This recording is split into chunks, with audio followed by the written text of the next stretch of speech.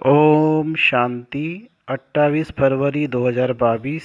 अभी सुनेंगे प्यारे प्यारे मीठे मीठे शिव बाबा की विस्तार से मुरली।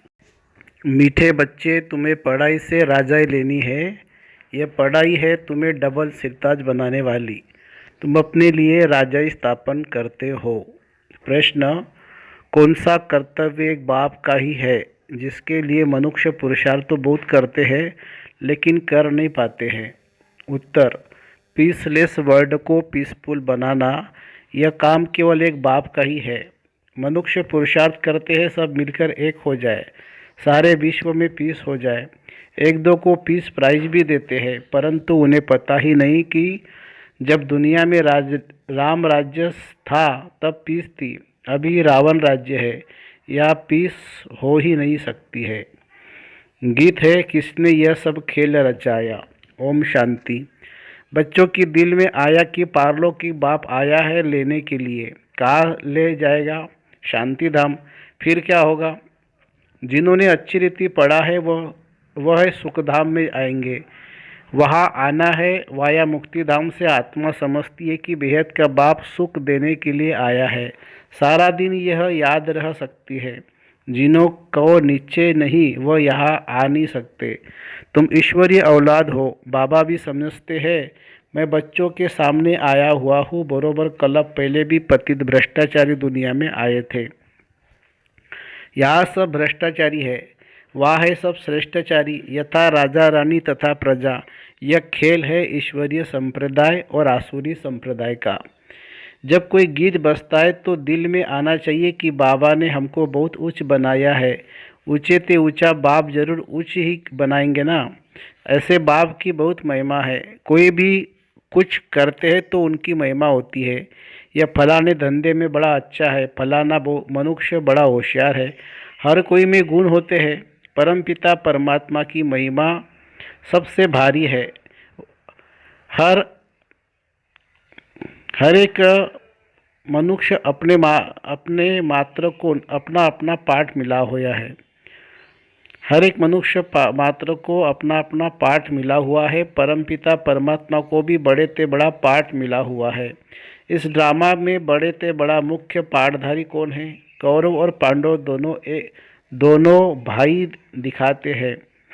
फिर उस तरफ दिखाते हैं बड़े ते बड़े भीष्म पितामह, अश्वत्थामा आदि। यह सब विद्वानों पंडितों के नाम है।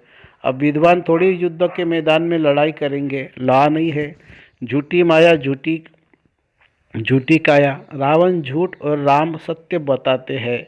परमपिता परमात्मा को ही सत्य कहते हैं। God is truth. गॉड है ही एक। बाकी जो रचता और रचना के बारे में समझाते हैं वह सब है झूठ। यह सब ज्ञान की बातें हैं। ज्ञान में सच क्या है झूठ क्या है वह बाप आकर समझाते हैं। भारत का गीता ज्ञान तो प्राय लोप हो जा गया है। बाकी आटे में नमक मिसल कुछ निशानियां हैं। बाप कहते मैं आकर बच्चों को वेदों शास्त्रों का सार समझाता हूँ। गीता है मुख्य, जिसमें ही भगवानुवाच है। बाप कहते हैं तुमने श्री कृष्ण भगवान का नाम लिख दिया है, परंतु बाप आकर समझाते जिसको तुम भगवान कहते हो वह सतयुग का पहला राजकुमार है।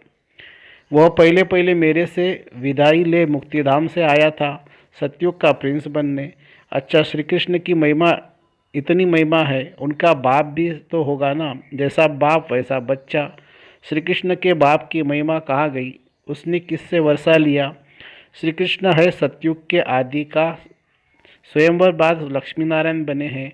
कितने धनवान थे, इतना धन उन्हों के पास कहाँ से आया? इस समय तो कुछ भी नहीं है। क्या हुआ?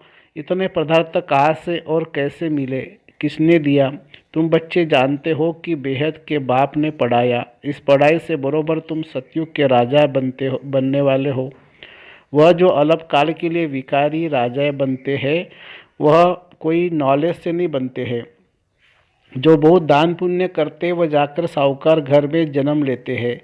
या तुम पढ़ाई से राजा महाराजा बनते हो, सो भी डबल सिरताज। तो कहते हैं सब कुछ करके अपने आप छिपाया। तुम जो बच्चे हो जानते हो बाप ने राज्य दिया था, बड़े सुखी थे। देवताओं को देवताओं का पूजन कितना अच्छा होता है। पूजन देखना हो तो श्रीनाथ द्वारे जाओ। देवताओं के जड़ चित्रों पर इतना माल चढ़ाते तो खुद जब मालिक होंगे तो क्या नई खान पान होगा। नई दुनिया है ना, नई खेती माल अच्छा देती है। पुरानी होने से ताकत कम हो जाती है। तुम बच्चों ने साक्षात्कार किया है, बाप समझाते हैं ऐसे था ना। फिर क्या हुआ, तुम्हारे ऊपर 5 विकार रूपी माया आकर चटकी और तुम कांटे बनते गए। बबूल का झाड़ होता है ना, उसमें कांटे बहुत होते हैं।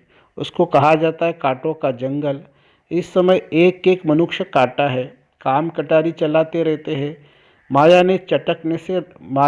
के चटकने से रावण राज्य हो गया है। तुम हो गुप्त वेश में, किसी को भी पता नहीं है। तुम बच्चे अभी कलब पहले मुवाफिक श्रीमत पर चल रहे हो। सिर्फ कलब पहले मुवाफिक नहीं, कलब कलब के मुवाफिक। तुम बैठ बाप से राज्यों की शिक्षा सीखते हो। तुम तुम हो नॉन वायलेंस। तुम अननोन्स हो। तुम अपने को जानते हो, दुनिया तो नहीं जानती है कि यह शक्तियाँ गुप्त रीति योगबल से विश्व पर अपनी देवी राजाई स्थापन कर रही है। तुम हर एक अपनी बादशाही लेने का पुरुषार्थ करते हो। वह सिपाही लोग लड़ते हैं अपने बादशाह के लिए, परंतु तुम अपने लिए सब कुछ करते हो। भारत को ही गोल्डन एज बनाते हो। जो बनाते हैं वही आकर फिर राज्य करेंगे। गोया तुम भारत की सेवा करते हो गुप्त। जो करेंगे वही फल पाएंगे।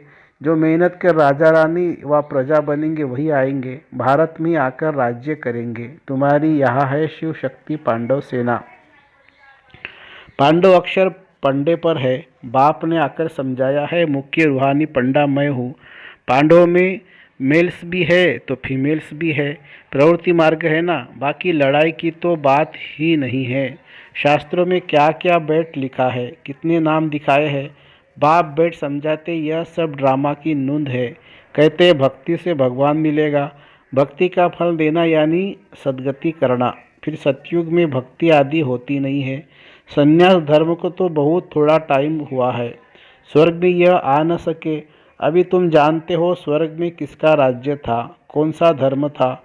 बाप आकर देवी देवता धर्म स्थापन करते हैं तो फिर और धर्मों का विनाश होता है। तुम ईश्वरीय संप्रदाय के हो, वह है आसुरी संप्रदाय। यह है ही पतित दुनिया। अभी तुम सब कहेंगे हम ईश्वर की औलाद है। ईश्वर कौन है, वह निराकार शिव है, ब्रह्मा नहीं है। लोग समझते ब्रह्मा ही ईश्वर है। अब ब्रह्मा को परमपिता परमात्मा थोड़ी कहेंगे, अपने को ईश्वर कहते हैं। नाम रख दिया है ब्रह्मा ज्ञानी, कोई अर्थ ही भी नहीं है। ब्रह्म महतत्व है जहाँ हम आत्माएं रहती है।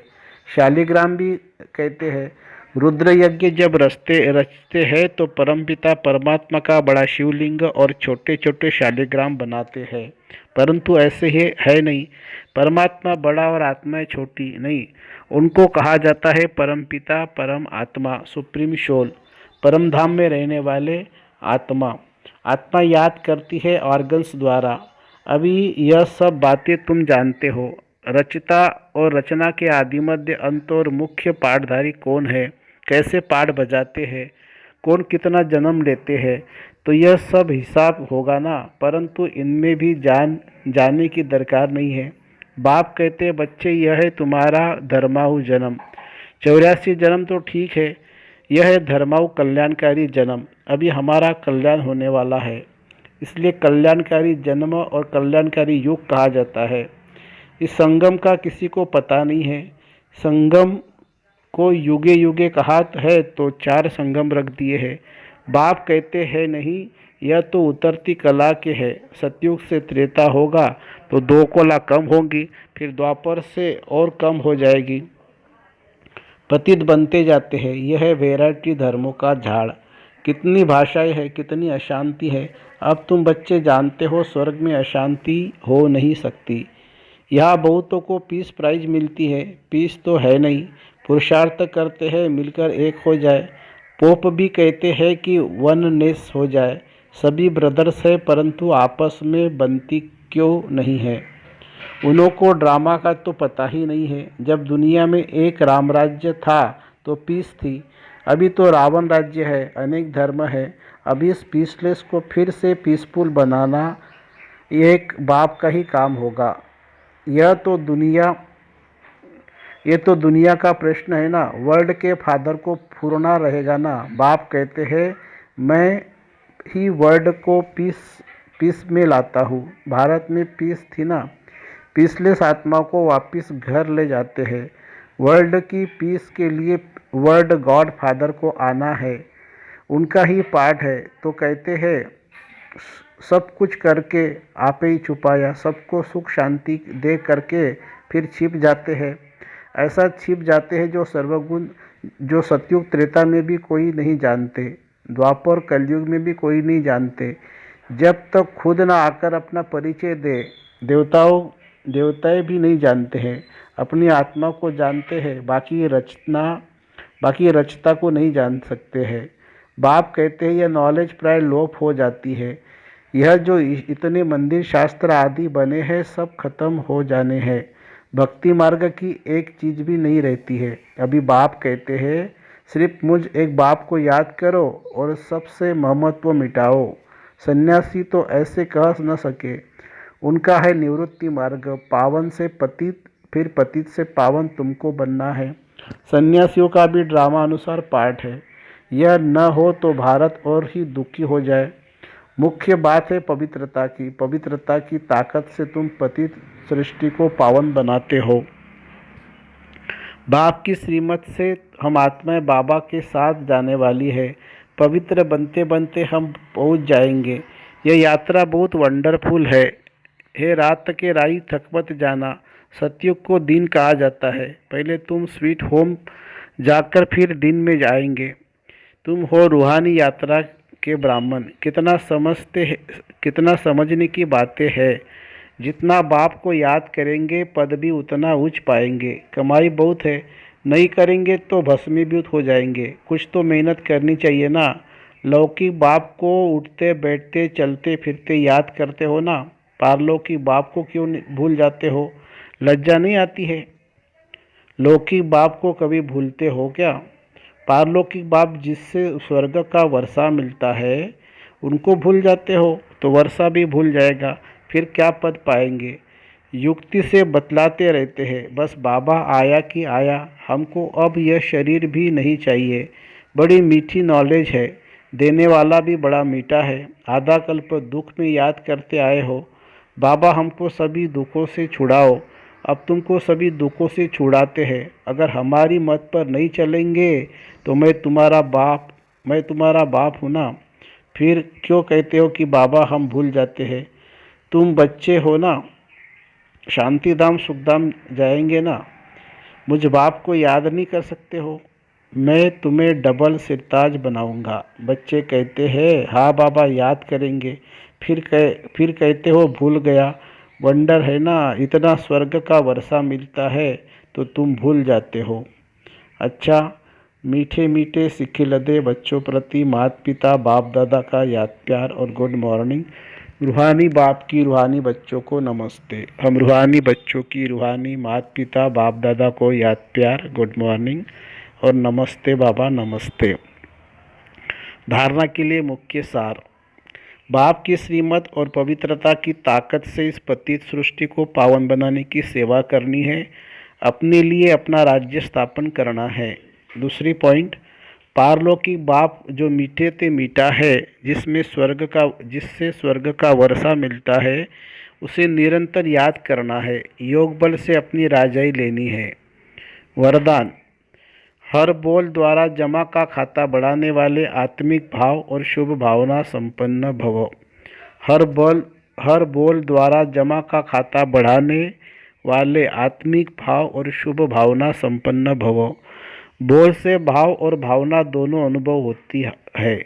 अगर हर बोल में शुभ व श्रेष्ठ भावना आत्मिक भाव है तो उस बोल से जमा का खाता बढ़ता है।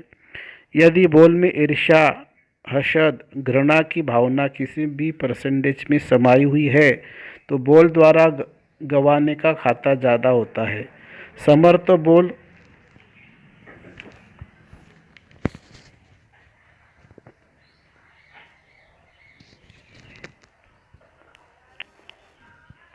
बोल से भाव और भावना दोनों अनुभव होती है। अगर हर बोल में शुभ व श्रेष्ठ भावना आत्मिक भाव है तो उस बोल से जमा का खाता बढ़ता है। यदि बोल में ईर्ष्या, हसद, घृणा की भावना किसी भी परसेंटेज में समाई हुई है तो बोल द्वारा गंवाने का खाता ज़्यादा होता है। समर्थ बोल का अर्थ है जिस बोल में प्राप्ति का भाव व सार हो। अगर बोल में सार नहीं है तो बोल व्यर्थ के खाते में चला जाता है। स्लोगन: हर कारण का निवारण कर सदा संतुष्ट रहना ही संतुष्ट मनी बनना है। हर कारण का निवारण कर सदा संतुष्ट रहना ही संतुष्ट मनी बनना है। अच्छा, ओम शांति शांति। शुक्रिया बाबा, शुक्रिया। Thank you Baba, thank you.